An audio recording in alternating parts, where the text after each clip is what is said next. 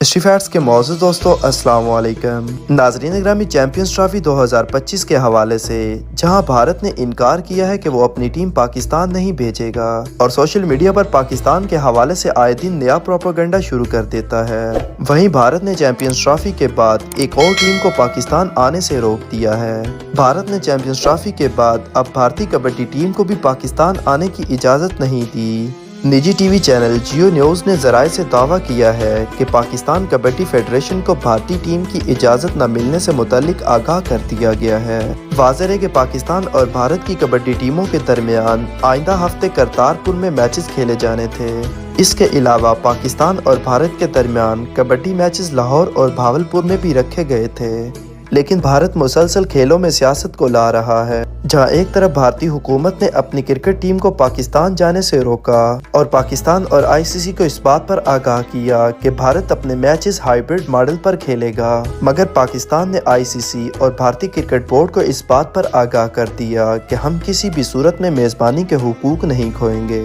اور نہ ہی آئی سی سی champions trophy کو ہائیبرڈ ماڈل پر منتقل کیا جائے گا، اور ساتھ یہ بھی کہہ دیا کہ اگر بھارتی ٹیم پاکستان کا سفر نہیں کرتی تو پاکستان آئندہ کھیلوں کے میدان میں بھارت کے ساتھ کسی بھی جگہ کوئی میچ نہیں کھیلے گا، اور پاکستان کرکٹ بورڈ نے آئی سی سی کو بھی اس بات سے آگاہ کر دیا کہ پاکستان سے اگر آئی سی سی چیمپئنز ٹرافی 2025 کی میزبانی کے حقوق لیے جائیں گے تو پاکستان کو اس بات کا اختیار ہے کہ پاکستان آئی سی سی کے خلاف قانونی کارروائی کرے۔ اس تمام تر صورتحال میں نہ پاکستان کو اتنی فکر ہے اور نہ ہی بھارت کو اتنی زیادہ ٹینشن ہے، مگر دونوں ممالک کے درمیان تنازع آئی سی سی کے لیے درد سر بن چکا ہے، کیونکہ آئی سی سی پاکستان اور بھارت سمیت براڈ کاسٹرز کی باتوں سے بھی شدید پریشان ہے، اور آئی سی سی نے چیمپئنز ٹرافی 2025 کے حوالے سے 100 ڈے ٹو گو کی جو تقریب رکھی تھی، وہاں چیمپئنز ٹرافی 2025 کے شیڈیول کا اعلان بھی کیا جانا تھا، مگر پاک بھارت تنازع کی وجہ سے 100 ڈے ٹو گو والی تقریب بھی منعقد نہ ہو سکی اور نہ ہی شیڈیول کا اعلان کیا جا سکا۔